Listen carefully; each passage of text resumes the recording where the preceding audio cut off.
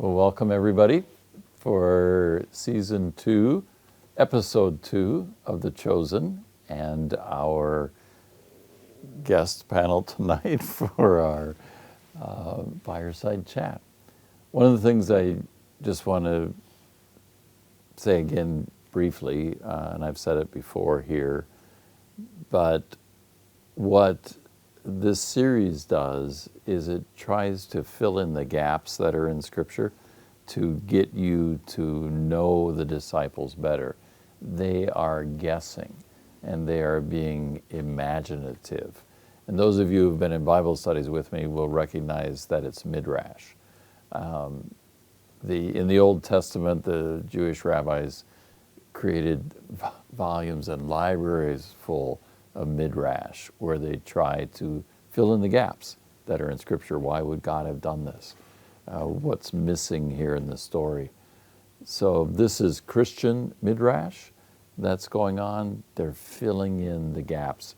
You may or may not like always their imaginative fill-in, but it is part of the tradition of us trying to get to understand better what is absent in Scripture.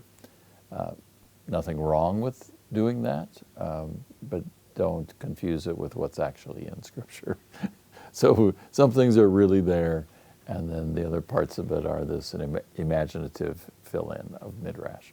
So we'll enjoy tonight the call of two other disciples, Nathaniel and Philip, and the midrash of how that came to be. So enjoy.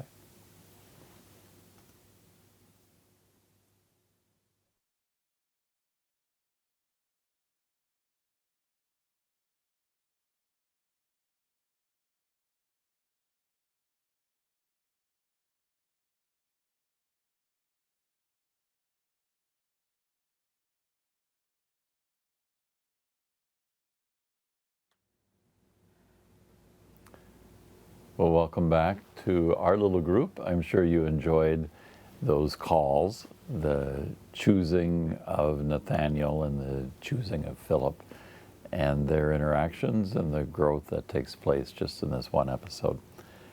Before we get into kind of our reaction to the scene, you should probably know who's with us tonight. Each week we're having other parishioners join us. So let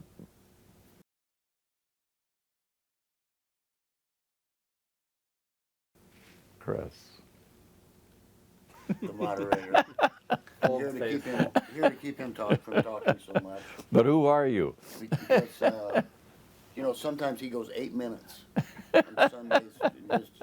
And Sometimes then Bible 9. study, 45 minutes, he never shuts up. So, so I'm Chris, and I'm whatever the moderator is. So. And I'm Stephen Driscoll. Am I supposed to say anything more than my name? What would you like the big audience to know about you, Stephen? Well, I've been a parishioner at Cabrini now for 5 years, around that. And it's been a pillar in my life of community and faith, and I'm very grateful for it. I'm Annie Wise, and 3.5 years we've been members of Cabrini, so that's it. I'm Annie's husband, Okay. Matt Wise. So, well, thank you for being willing to share your reactions with us tonight and your responses to this episode of The Chosen. So we usually start out, Mr. Moderator, with just your favorite scene or what touched you in that episode. There were so many nuggets in that episode. I mean, I've got 3 pages of notes. The one that struck me really hard was when Matthew says, he knows what he's doing, I wish I did.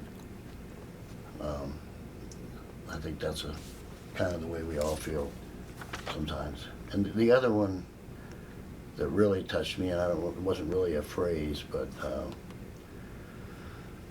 with Nathaniel under the fig tree, and I think that's kind of, at least I have, and I think most of us probably have been there, where we don't think God is there.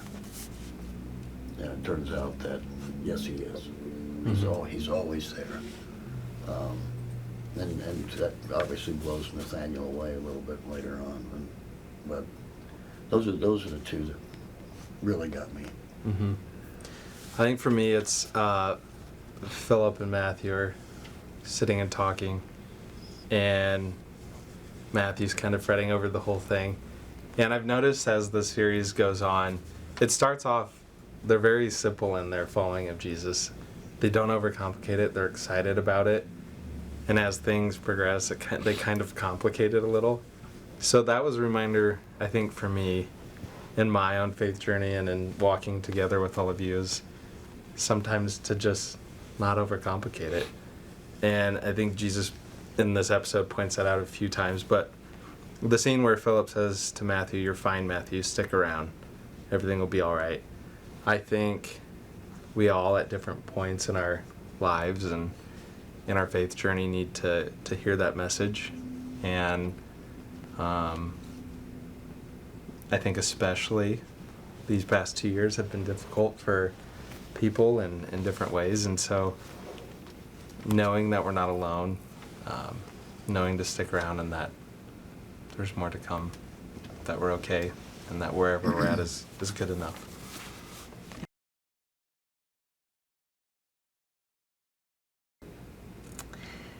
Matthew's sitting under the tree and he's writing down, and Simon comes up so confrontational, saying that he remembers him taking notes about him when he was a tax collector.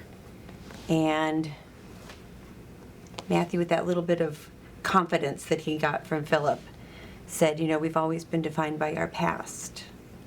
And then all of a sudden, what he had said after that, kind of escapes my mind. Mm-hmm. But it was something about, but with him we are now different. Right. Mm-hmm. And that's just such a hopeful message for anyone who has felt defined by their past. Yeah. He says we do things differently because of him. There you go. That's it. Yeah. That's it. And isn't that the truth? It's the absolute truth. That's the beauty of it all. Yeah.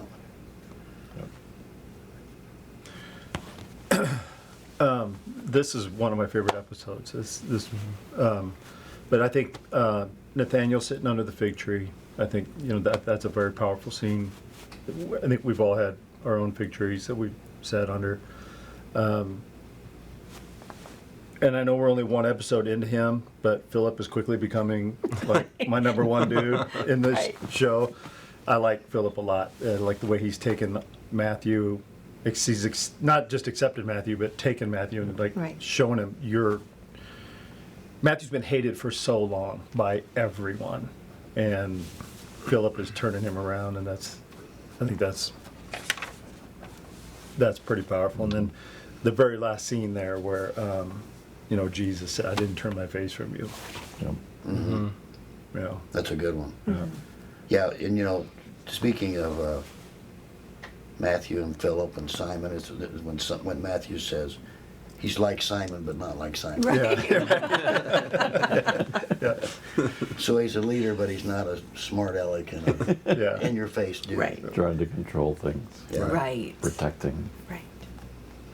Right. Now, Philip has the most experience, as Jesus says to him, because he's been following John for a couple of years, so he knows what it's like to live differently, be a disciple. And so you get that wisdom that has come in those years of practice, and it's very evident as he talks to Matthew and the others that he exudes that kind of understanding of, it's not us, it's him, come on. Yeah. He's the Messiah, quit focusing on you and your stuff. It all needs to be toward him. I like that even in that wisdom and experience that he has this moment with Nathaniel of saying, though, sometimes I wish I had something to show for it. So even in his profound experience, Right. he might even be longing or wondering for something more, Something concrete. something concrete. Because just being a disciple, what do you have to show for it? Right. But Then you see on the flip side of that, Nathaniel returns that right away of, Yeah. well, it's just a pile of rubble. But on either side of it, I think there's sometimes that thought of like, well, they have it together, or the grass is green on the other side, or Mhm. and we're missing what we're sitting in, and the beauty of that. Yeah. Well, like Matt said, Philip just has so many profound, spot-on things, like you said, focusing away from him. One of the things he says to Matthew that certainly I can relate to in my life is, it doesn't happen overnight. Sometimes for us, ones that are a little bit thick, it takes a while, it does. I just read a thing today that said overnight successes usually take about 15 years. Really. Sometimes 40. So. Yeah. There was a scene that kind of stuck out to me in this one, and it's the conversation between Simon and Jesus while they're walking. And I thought to myself how special it would be to have that sort of Right.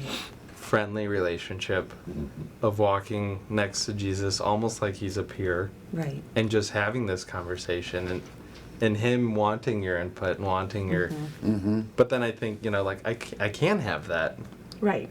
in my prayer. So it's just a good reminder for me of what intimacy could exist in that relationship Right. through prayer. But then, of course, as they say, prayer, I think he says sometimes it feels like a chore. He's comparing it to his journaling. Yeah, Yeah. yeah. But then it becomes habit. And so I thought that was just a really imagining the intimacy they must have had with Jesus and just walking together like you would any friend. Mhm. Speaking of prayer, I forget who it says in there, but someone says in there that the way the rabbi taught me, now I love it or something, or now it's great or something. Prayer is great. But I noticed in these episodes that when they pray, they hold their hands out, and every single one of them seems like it's gratitude. They start out with, I'm grateful for this, or I'm, happy for that. I think that's a neat way to Approach. pray. Yeah, to Sure. to start your prayer. I try to do that, but it's not. It doesn't always work out that way. But I like the way they always say, "I'm grateful for this today" or whatever. That is a good way to So, start out. It is. And I think it was a conversation between Mary and Rama. Is that her name? Rama, right? Yeah. Where, and I don't know who says this actually, but she says everyone is struggling with how this works. That was Mary. I Mary think said it that. was Mary. Yeah. Yeah. She was packing. Yeah, they were packing. Yeah. Just the uncertainty. And if you try to, or if you put yourself in their time, and this is all happening, and it's like, of course we have all the hindsight and all the Bible studies and history, and this had to be just almost like a, you really want to believe and you really want Right. to do this, but I don't know, we're walking around in the desert with some Right. people that haven't had baths for a long time and are kind of eccentric, and everybody's different, Matthew's different Right. than Peter, and Peter's different than Andrew, and you'd have to really have some firm belief that this is Right. going to work, and this is the Messiah. Yeah, and even them and actually walking with him, I guess struggling still. Yeah, They're there with him physically, Right. right. and they're still struggling to comprehend or Yeah, to and just figure it out. take it all Right. in. I think is To maybe accept it. reassuring. To surrender Yeah. and accept that, right? Right. I keep thinking about that these people just left their lives Yeah. and just up and and followed him. Right. I mean, and I was thinking this morning, were they, don't take this the wrong way, Were they that desperate? Or was Jesus just that awesome? I think he was that powerful. I think so too. There was But I something mean, unique about the call. didn't they only knew him for 3 years, am I right? Right. That's incredible. Yeah. His active ministry was only that long. Right. Well, it strikes me, because we see it portrayed in this series, that clearly he's inviting them to follow him. It's not he's not pointing to somebody else. Right. It It is him. follow me. Right. Right. Follow me. Right. And we're supposed to follow you, because he's accepting that role, and it's not. Here's a good teaching. Right. Right. Here's something you might want Or to a try. law. Right. Yeah, this is Yeah. a good law. This is Well, and he's not making them sit down for 10 hours a day and go to class and tell them all what's going to happen. Yeah. You know, I mean, Right. he's almost secretive. You know, Mhm. And that's the wrong word, but you know what I mean. He's not just blurting it all out at one time. You know, hey, I'm going to die and I'm going to be raised. You know, he's not doing that. Mm-hmm. So that makes it even miraculous the way these people Right. followed him. Really. We were having a conversation with Deacon Doug, whose birthday it is, by the way. So happy birthday, Deacon Doug. He's 30? 38. 38. Woo! Such a babe. I thought But he was Baby. 36. we were talking about how Jesus, he wouldn't have needed the disciples or their help. He's God after all. Right. Yet he invites them and he invites us right. to be a part of it. And I think that's something that's so powerful, that invitation. Mhm. And I love the scene in today's episode where they both, Jesus and I think Philip, walk up to each other and they say, I have a short message for you. Mhm. At Yeah. the same Yeah. time, Jesus says, follow me, and he says, I I will. will. 2 words each of them. The simplicity of it Right. is like amazing and so simple, and I want to be able to do that in my life, and sometimes it's just so hard. Right. It is. But it's a beautiful scene of simplicity. Yep. Some of our, couple of our 30,000 viewers, Don't say that. we're rounding up. Don't say that. Anne says she likes the part where Jesus says, I do not turn my face from you. Isn't that the truth? Yeah. Yeah.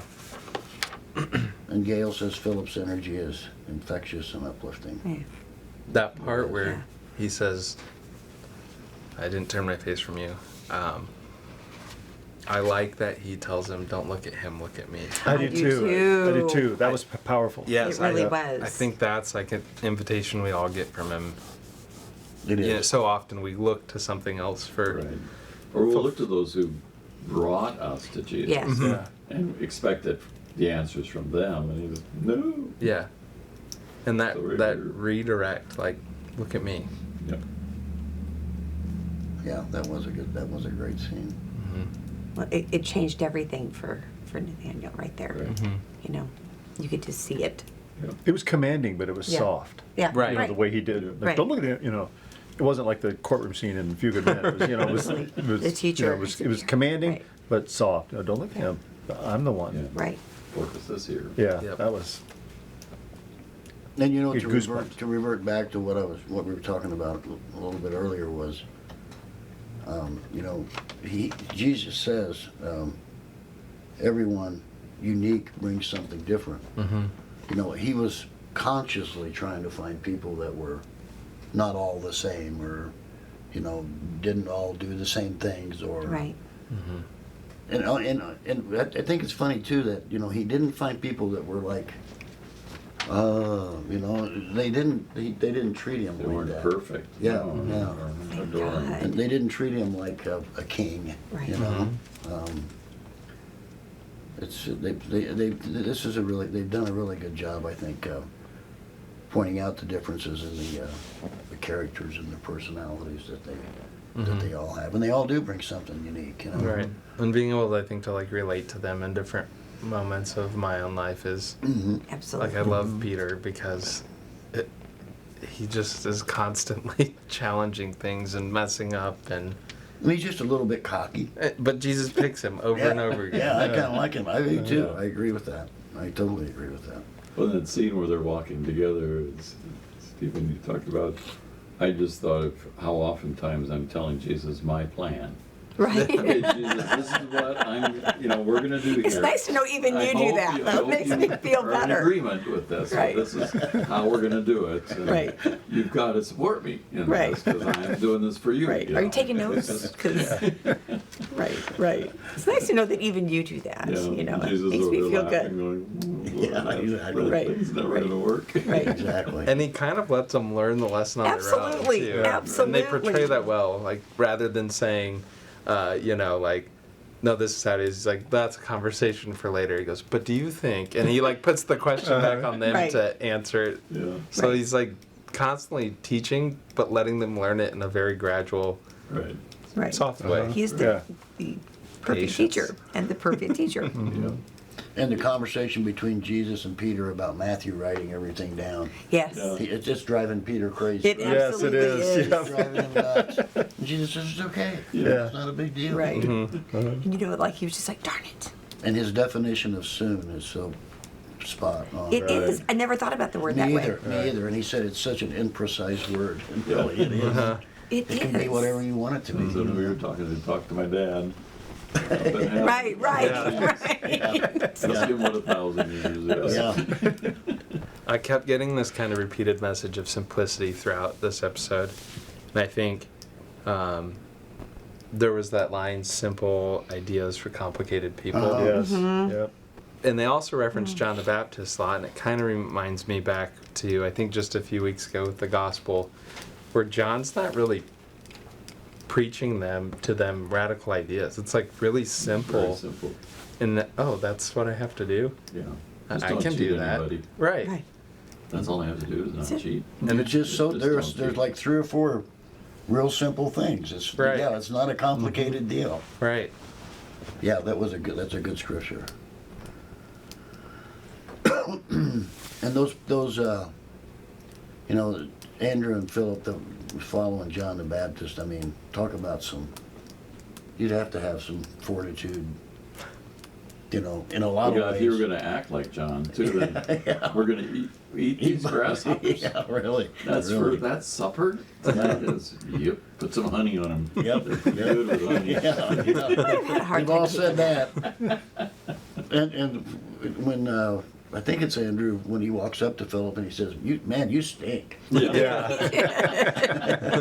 Well, of course I do. I'm eating bugs and living out in the desert. Not like we got a trailer with a shower. Right, right. It's a good But it one. just, I think Philip's ability to remain kind of focused and calm in whoever he's dealing with, whether it's Matthew or Simon or any of the other disciples, is great modeling of what happens when your focus is correct. Because he's clearly got his focus initially on John, now it's switched to Jesus, and because his attention is there, these other things don't matter to him. So even though, because I wish I had that sometimes, because if I find somebody who's irritating me, and I just want to push them away or respond negatively to them, and Philip's just, no, because his focus is on Jesus and not on the irritant that's sitting by him. Yeah. Yeah. Isn't that the truth? Don't we wish we could all be that way? Right.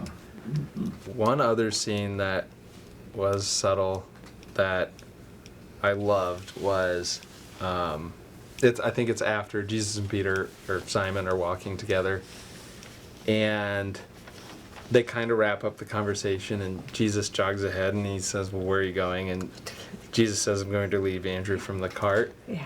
The example of servant leadership in that. Yep. Again, like, he's a friend. They walk together as like peers, and I want that. Right. Mhm. Well, lightens your burden. He helps you carry your burden. Yeah, and then You know? add that Yeah. to it. And then Right. Yeah. literally is your disciple. So, you know, that was a really powerful, that he's not even above that, you know. Yeah. So we had a comment here from Chris. I was struck by the conversation between Philip and Matthew. What you think you know doesn't matter. The fact that he has chosen you should give you all the confidence you need. Right. Yep. And she says, may we all live with that confidence. And isn't that the truth? Right. It is Right. the Right. truth. Terry, It's hard. Jesus calls all these different men who would otherwise not associate with each other in life. That's a really good point.